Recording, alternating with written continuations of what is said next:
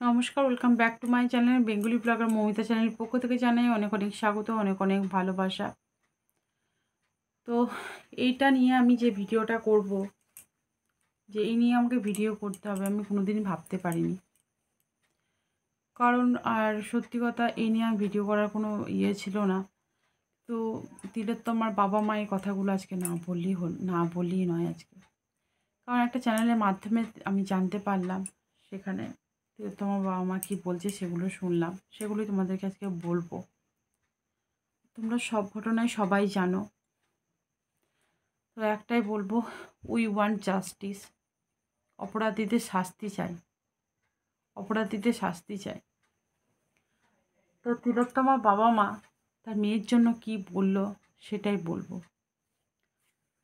তিলোত্তমা যখন ছোট ছিল, ছোট থেকে বড় হলো, সে পড়াশোনার জগতে যখন প্রবেশ করলো, তখন থেকে তার স্বপ্ন ছিল ডাক্তার হবে, মানুষদের সেবা করবে। তো যখনই সবাই জিজ্ঞাসা করতো কী হবে বড় হয়ে, তখন বলেছে আমি ডাক্তার হব, আমি সবারই সেবা করব। তো যতগুলো সব ভিডিও থেকে জানতে পারলাম যে এরকম, যে বাবা মায়ের মানে খুব যে আর্থিক অবস্থার দিক থেকে খুব যে ছিল তা নয়, খুব কষ্ট করেই পড়াশোনা করিয়েছে। সে পড়াশোনা যখন করতো তখন তার মা তার পাশে বসে থাকতো। কারণ কেউ যদি পড়াশোনা করে না, তার পাশে কেউ যদি অন্য কেউ যদি ঘুমায়, তাহলে কিন্তু অটোমেটিক ঘুম চলে আসে। মেয়ের যেন ঘুম না আসে, মেয়ে যেন ভালোভাবে পড়াশোনা করতে পারে, সেই জন্য মেয়ের মা, তিলোত্তমার মা বসে থাকতো মেয়ের সঙ্গে সঙ্গে। তো সেটা মেয়ের বাবার মুখ থেকেই আমরা শুনতে পেলাম। খুব খারাপ লাগছে, আমাদের তো ধরো খারাপ লাগছে, তাহলে বাবা মায়ের কী অবস্থা হচ্ছে তোমরা বলো। বাবা মায়ের কী অবস্থা হচ্ছে, একটা অমূল্য রত্ন, একটা অমূল্য রত্ন। তো বলছে এরকম যে এমবিবিএস পাস করলো, সবার খুব আনন্দ, তিলোত্তমারও খুব আনন্দ। তারপর আরজিকর কলেজে ডিউটি করতে শুরু করলো।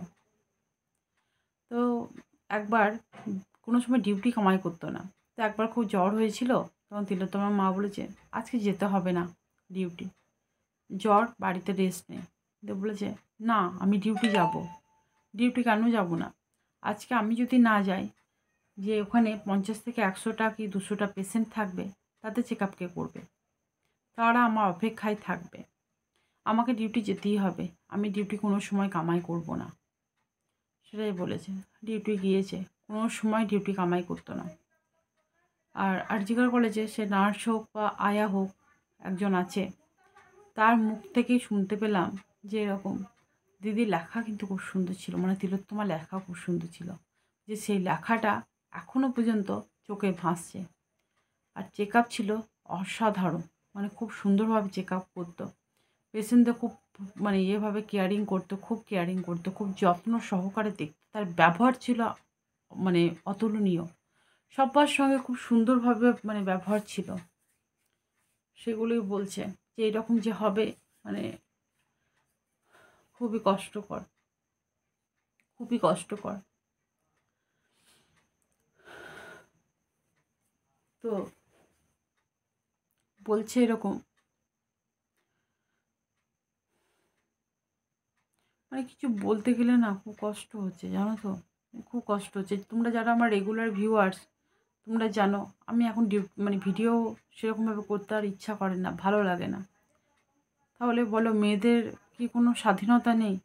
মেয়ে হওয়া জন্মানো কি পাপ? তোমরাই বলো, মেয়ে হওয়া জন্মানো কি খুবই পাপ? খুব খারাপ লাগছে, খুব কষ্ট হচ্ছে। মেয়েটার মা বাবা বলছে যে আজকে আমি আমার মেয়ের জন্যই হাজার হাজার বাবা, হাজার হাজার বাবা বলছে, হাজার হাজার ভাই বলো, দাদা বলো, মেয়ে বলো, সবাইকে পেয়েছি আজকে।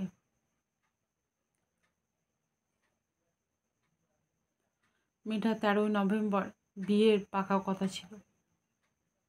তো বলছে মেয়ের বাবা যে এরকম আমি মেয়েকে বধূ বেশে দেখতে পেলাম না, বা বউ রূপে যে সাংসারিক ইয়ে করে সেগুলো আমি দেখতে পেলাম না।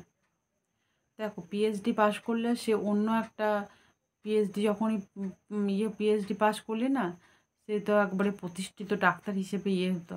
ও তো সবই পড়াশুনো হয়ে গেছে, তো একটা আলাদা একটা বলো। তো তো পড়াশোনা সবই কমপ্লিট, বিয়েটা হলেই হয়ে যেত। যেদিন এই ঘটনাটা ঘটে, তো সেদিন রাত 11টা 15-তে নাইট ডিউটি ইয়েতে যে ফোন মানে মাকে প্রত্যেক দিনই ফোন করতো যে কী করছে, কেমন আছে, খাওয়া দাওয়া ঠিকভাবে হয়েছে কি না, সেগুলোর জন্যই ফোন করেছে রাত 11টা 15-তে। যে বলেছে কেমন আছো মা, মেয়ের কথা, কেমন আছো, কী করছো, খাওয়া দাওয়া হয়ে গেছে? মেয়ের মাও বলেছে হ্যাঁ হয়ে গেছে। তো তোর খাওয়া দাওয়া হয়ে গেছে? বলছে আমি অনলাইন থেকে অর্ডার করেছি। মেয়ের মা বলছিল, তোর মা বলছে কী অর্ডার করেছিস? যে রুমালি রুটি আরও অনেক কিছু। তো বলেছে দেখো বাবা মাকে কত ভালোবাসতো। তো এখন অনেক যে মানুষের যে বাবা মা যে ছেলে মেয়ে এতটা ডেসপারেট হয়ে যায়, তখন মনে হয় যে বাপরে বাপরে। কিন্তু এই যে তিলোত্তমা আমাদের অমূল্য রত্ন, তো যে সে দেখো কেমন ছিল, তার বাবা মা ভালো থাকবে বলে সে ভালো আছে, সেই কথাটা মানে বাবা মাকে কোনোদিন টেনশন দিত না। বাবাকে ওষুধটা খাইয়েছ মা, তাই পর্যন্ত বলেছে। মেয়ের মা বলছে এই দিন যে ঘটনাটা ঘটছে তখন আমি ঘরে ঘুমাচ্ছি, আমি আমার মেয়ের কষ্ট ঘুচিয়ে দিতে পারলাম না, আমি আমার মেয়ের পাশে দাঁড়াতে পারলাম না, সেটাই বলছে। খুবই কষ্টকর, সত্যি কথাই তাই। খুব একটা মানে খুবই দুঃখজনক ঘটনা, মর্মান্তিক ঘটনা।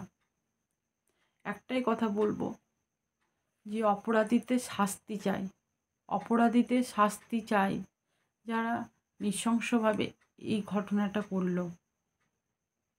তারা কীভাবে পারলো বলো তো? তাদের মন বলে কি কিছু নেই? আর তিলোত্তমার বাবা মা দুবার গেছে আরজিকর হসপিটালে, তো বলছে যে যেখানে আমার মেয়ে, যে আমাদের মনে হতো যে সে হাসপাতালে ঢুকে গেল মানেই সে একটা তার সেফটি জায়গায় পৌঁছে গেল, সেখানে তার কোনো ভয় নেই। সত্যি কথা, যে দেখো যে যেখানে কাজ করে তাহলে তার বাড়ির পরে তার সেখানেই কিন্তু তার একটা মানে সেফটি জায়গা। হ্যাঁ, সে সেখানে ডিউটি করছে, সব কিছু করছে, তাহলে তার তো সেফটি জায়গা বলো। তাই বলছে যে মেয়ের মা, তিলোত্তমার মা বাবা, যে যখনই হাসপাতালে পৌঁছে যেত তখনই মনে হতো যে এরকম মেয়ে আমার সেফটি জায়গায় পৌঁছে গেছে, কোনো দিন টেনশন হতো না, কোনো দিন টেনশন হতো না, সেটাই বলছে। আর কোনো দিন কি এই বিষয়ে কোনো কিছু ঘটনা কি মা বাবার সঙ্গে শেয়ার করেছে? বলেছে নাকি যে আমি যে আরজিকর কলেজে ডিউটি করি সে কথা কোনো দিন কাউকে বলো না? কেন বলতে মানা করেছে, সেটা সত্যি কথা বুঝতে পারছি না ঠিক। এর পেছনে কি কোনো কিছু মানে ঘটনা আছে সেটাও জানি না, বুঝতে পারছি না কিছু।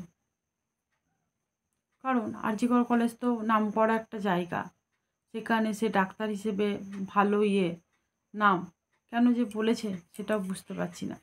শুধু বলেছে অধ্যাপকের সঙ্গে একদিন দেখা করতে হবে, এই কথাটাই শুধু বলেছে, আর কিছু বলেনি।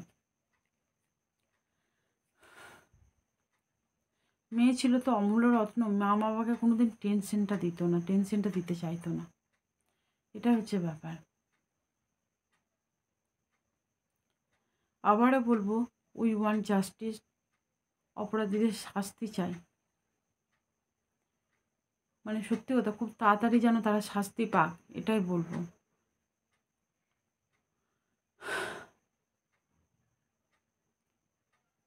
প্রত্যেকটা কথা বলতে খুব মানে সত্যি কথাই তাই।